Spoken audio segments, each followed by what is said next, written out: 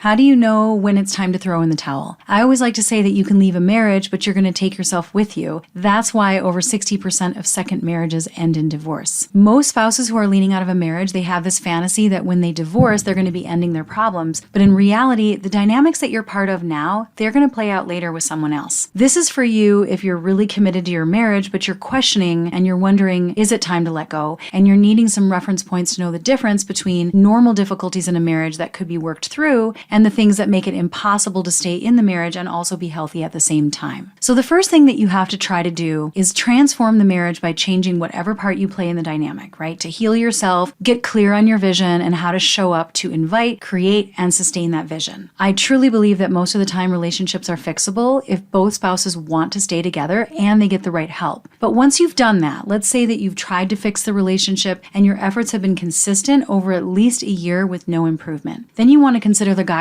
that I'm about to share. But first ask yourself the question, do I feel good about how I'm showing up?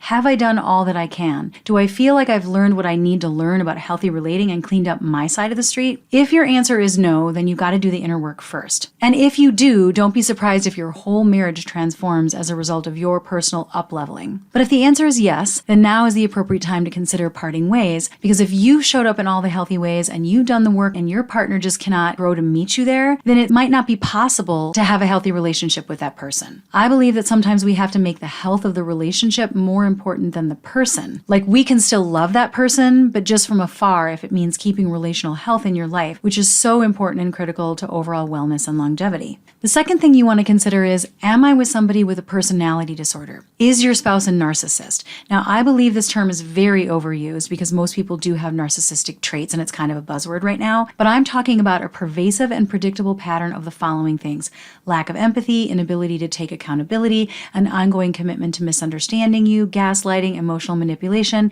and continual disregard for your emotional safety.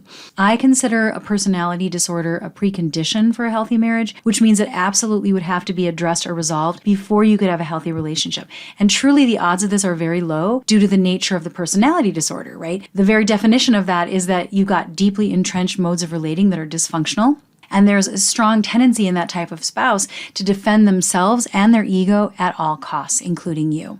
If you're with a narcissist or another personality disordered spouse, you ultimately have to choose between that person and your health. And maybe there are ways that you can stay depending on the severity, but you would 100% have to accept the limitations of the relationship if you did.